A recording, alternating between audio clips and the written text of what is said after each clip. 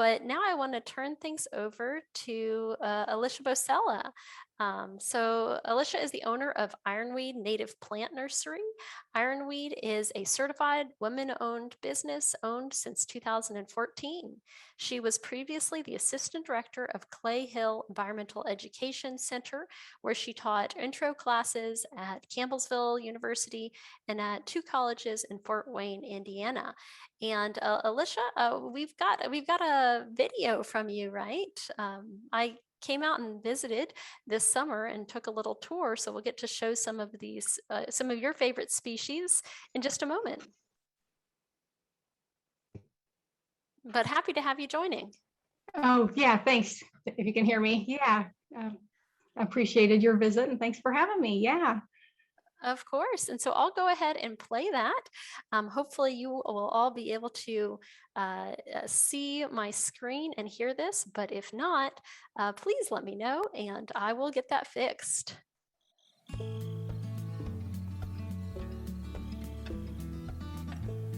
My name is Alicia Bosela and I'm the owner of Ironweed Native Plant Nursery. Ironweed Nursery is a medium-sized nursery. It's family owned. We have hundreds of native plants. We try to get local source, so that expends a lot of energy driving around and meeting people and trying to get local source seed.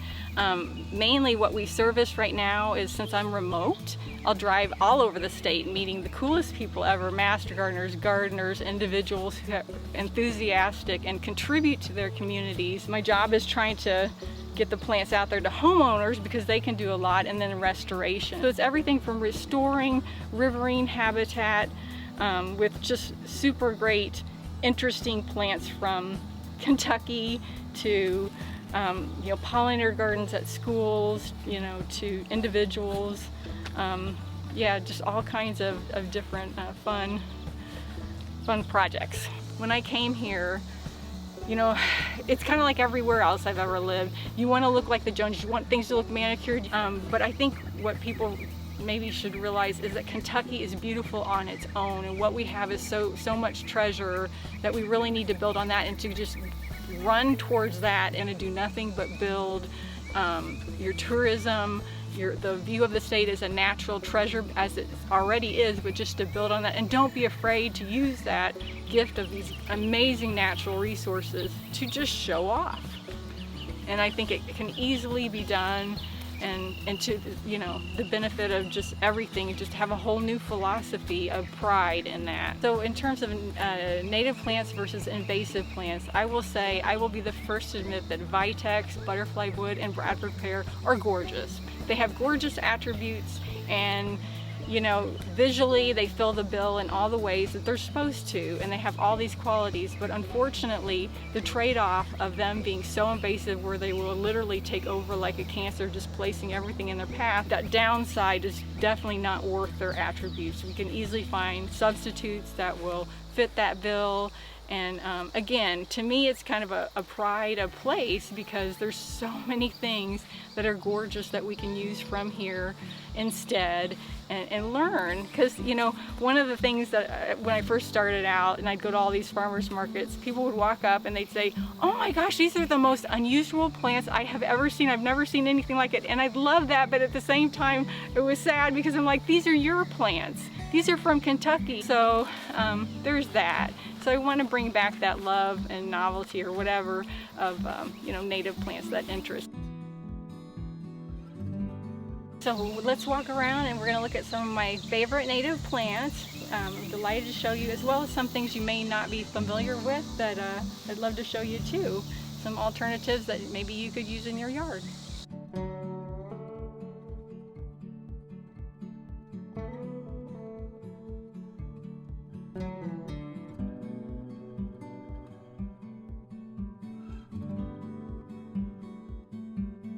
This is a really interesting tree. It's called the Carolina buckthorn. It's also called Indian cherry because it's edible. You can eat the fruits when they turn from red to dark black. And my husband always jokes I should tell people that it tastes like chicken, but it doesn't. It just tastes like absolutely nothing. So it's not offensive, but it's not, sweet and delicious. But like I said, so this Carolina buckthorn, like I said, the berries go from red for quite a while to that dark purple. It's got these nice glossy leaves.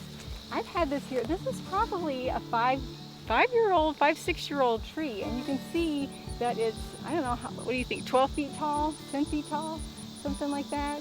And I was kind of testing it out to see if it could be a good alternative for a Bradford pear because it grows very quickly. As you can see, you can train it to a tree. I think it only gets to be roughly 20 feet tall, but a lot of times Bradford pear, the thing it feels, it's got to be compact, the right shape, and have some ornamental value. So you get these beautiful berries, and I guess, I don't know why the variation in fall color, but the fall color down here on these leaves is amazing. It's like a burnt orange, coppery yellow, and it's lovely. It's not shocking, but it's really beautiful. The birds go nuts over these berries, so you get wildlife galore. And one funny story was, the flowers are not, you know, conspicuous. But a friend of mine goes, you know, my husband was walking in the woods and he heard this tree before he saw it, and it was this Carolina buckthorn, and it was buzzing so much with the pollinators, they were using that. So it's just got so many good things about it that, you know, it may not be quite as tall, but it fills the bill in so many other ways, and it's got additional bonuses too. The full sun here, this is clay, crummy clay soil, harsh conditions, and it's happy as can be. So love this tree.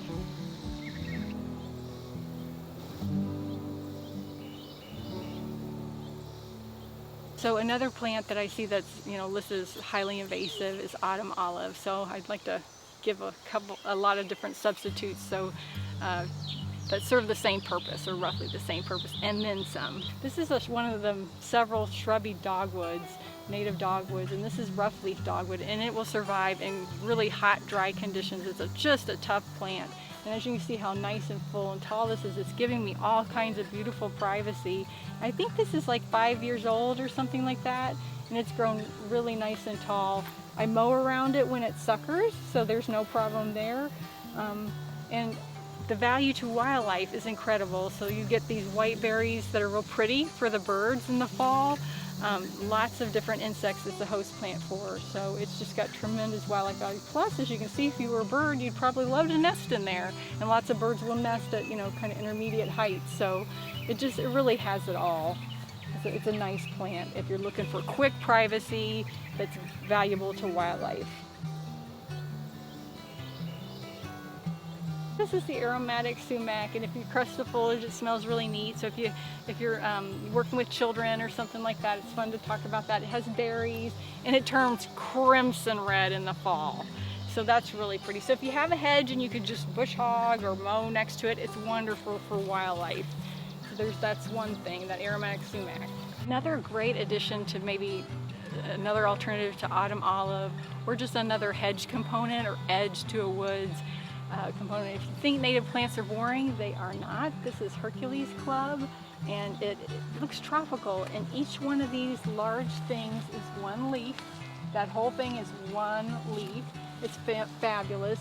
And what you're seeing here, these are flowers that have not yet even opened, and it's going to give you tons of dark purple berries that are a little bit like elderberry, but it's just going to be loaded. It'll be great. It's great for birds.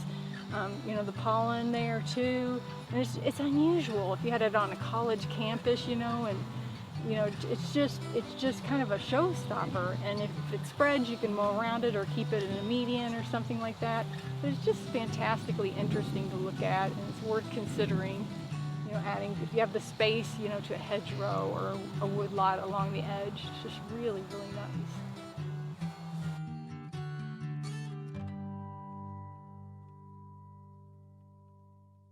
I love this plant. It's just, you know, downy skullcap, and when it comes in bloom all at once, I think it's just clouds of beautiful color. And I have interspersed in here, which you can't see as much, licorice goldenrod, so that bright yellow interspersed with this, you know, purpley blue. Looks amazing, and I think this could be one that people could really enjoy if they have kind of along a house, or you know, something like that, if they could have in a row and maybe have something shorter in front of it that blooms at a different time. But you know, you see how many bumblebees and everything are just constantly working these plants. It's so fun. This is another plant that I think is kind of underutilized. It's American spikenard.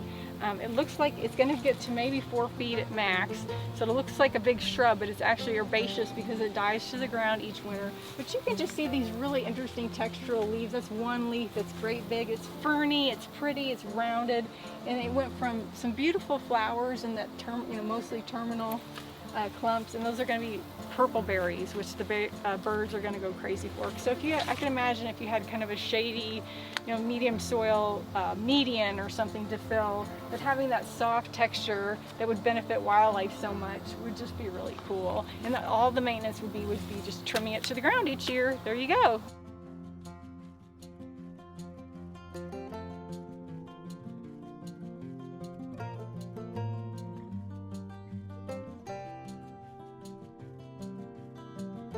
This is just white goldenrod, and you see where I cut it back, it's just a little rosette, kind of like, like a mum or something.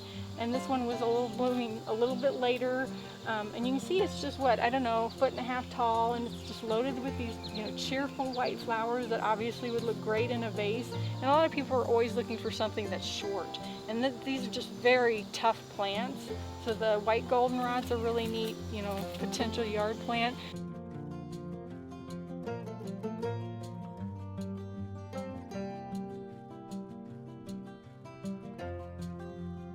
Well, a lot of times there are so many bird lovers who come and they want stuff for birds, especially seeds at the end of the season. And if you have a backdrop, a back place at the edge of a field, or even just one little round spot, kind of somewhere where you can see, this is the tansy rosin weed, and you put this and you can see it's just green balls everywhere that are going to turn into these bright sunflower-like flowers.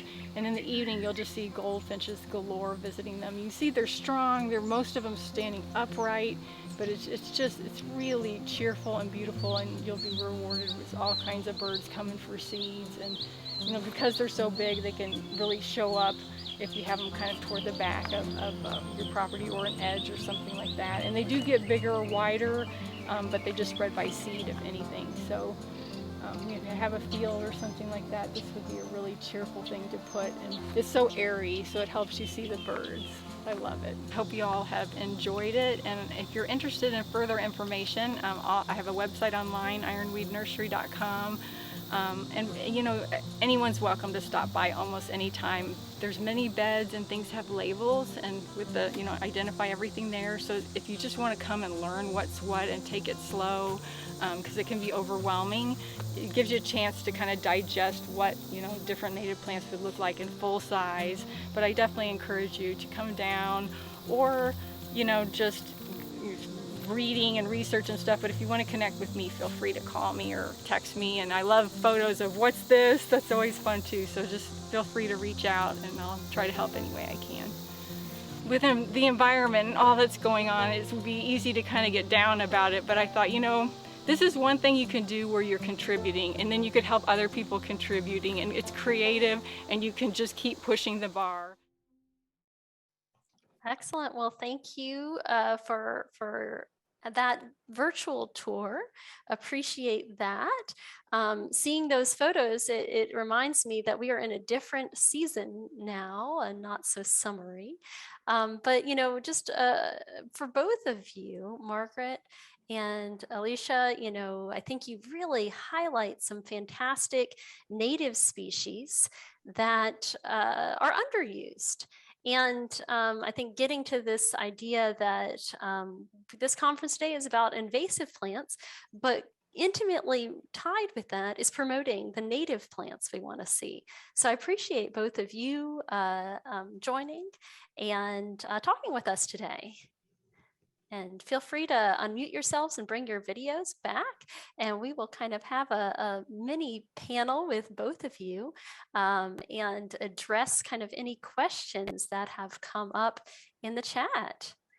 So one of the questions that I saw that I think both of you probably have some thoughts on is about climate change and local seed sourcing. So the idea that, that in the future, different plants might thrive, or different genotypes of certain species might thrive.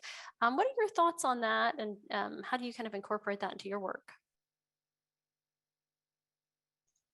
Good, Margaret. I guess I'll jump in. I guess what I'd like to focus on is maybe just making sure that we collect more plants from Kentucky and a wider sort of genetic diversity from Kentucky and protect those so that, the chances are that they may, adapt over time to the changing conditions. And I realize that might not be enough, but I feel like that's where I guess I would prefer to put my energy at this point. Yeah, I definitely agree. And I think it's a little bit, I don't know about you, Margaret, but I feel like it's a little bit sometimes taller order than it might sound because, the eastern half's a lot different than the western half and all the physiographic regions. And there's a big emphasis on people, particularly in the ecological community, kind of asking for that. But I sort of feel like we have big jobs. They're really big jobs and they take they're labor intensive. And if there was a way to kind of collaborate on that and have some assistance with, getting those seed sources, particularly local, and having some way to get it, get them to us and, so forth, that'd make things a lot easier.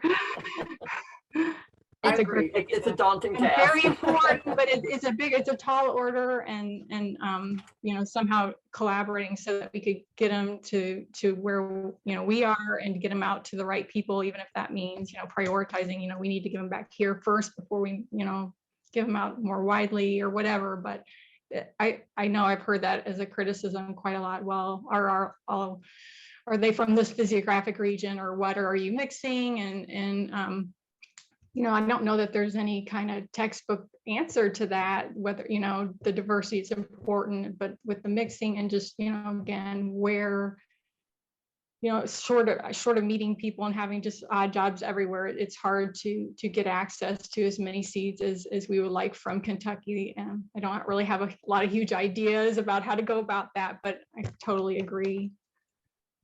And something you mentioned, Margaret, was the diversity that's present in our native plant populations. You can find the exact same species, maybe for sale elsewhere, a cultivar of it, but that's just going to be a tiny sliver of the diversity that's there that might, help those plants adapt to different conditions as they would arise. That native diversity is different.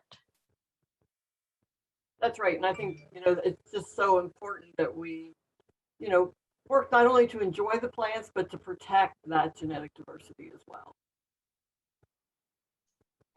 Yeah, that's kind of a can of worms, but we don't, they're, just with just different people who sell plants and, I think I missed some parts about regulation, but, and not that I'm applying regulating cultivars by any means, but just there's that a whole nother aspect of the one community needing to create a consistent product and being able to rely on that and provide that to the homeowners, for example. And then Margaret and I are trying to kind of come in a completely different direction in which the diversity is the aim and the goal, and we see the value there. And so frankly, just communication even between those two parts and keeping it friendly and open and keeping the discussion going in a positive direction. It just gets a little bit of a tightrope now and then.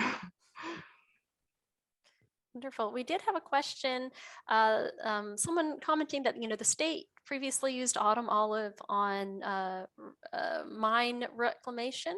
Hindsight is great. And unfortunately, we don't know some of these things. At the time, I know that it's just one of many invasive plants, or what are now considered invasive plants, that previously were used in erosion control and reclamation. And so this person was looking in particular for native plants that are good alternatives in those kind of reclaimed mining areas. Do you all want to comment on that? Yeah, I just think there are a lot of possible alternatives. I mean, Alicia mentioned the buckthorn. That would probably do well there. The wild plum.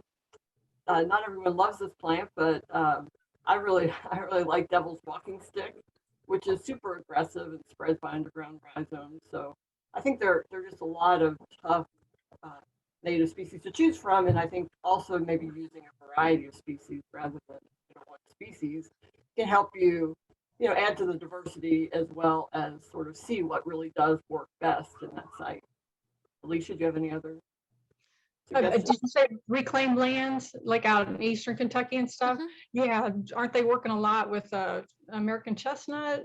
And I don't know if they're having success or not, but last I heard, weren't they doing a bunch of that? I know American chestnut that plantings. there are green forest work and other groups are doing a lot of different planting of native species in those areas, as well as the techniques to prepare those sites so that the plants can then do better going forward, which some of them are counterintuitive and different from how they've been done in the past. So some great work to check out there, and then maybe someone to have on at an upcoming conference. Someone asked, what was the name of the sunflower type plant that you showed, Alicia?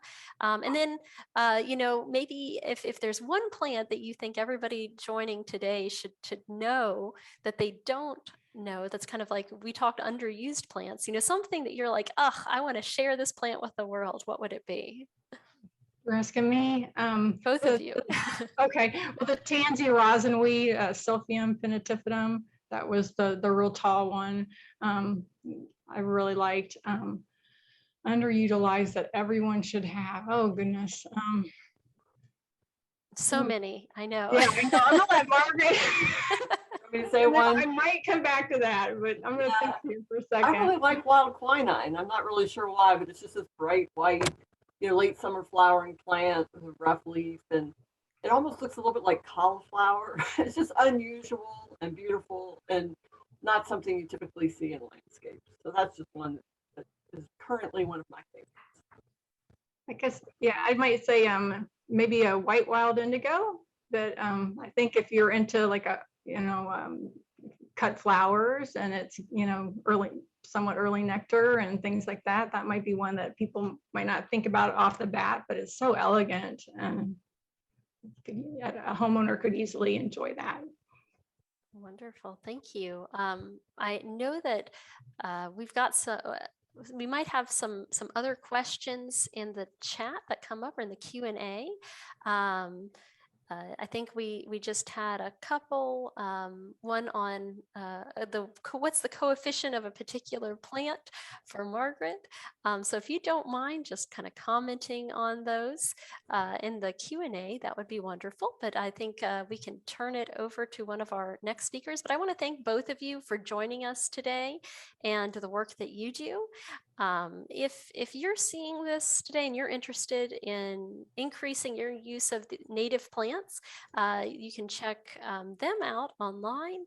In addition, I recommend the Kentucky Native Plant Society has a great page that profiles nurseries that sell native plants. And while it's not going to be comprehensive, it gives you some really good starting places as well. So just to kind of reference those resources. Thank you both for joining today. Thank you. Excellent. So for our next session, we're going to move into new invaders to watch for.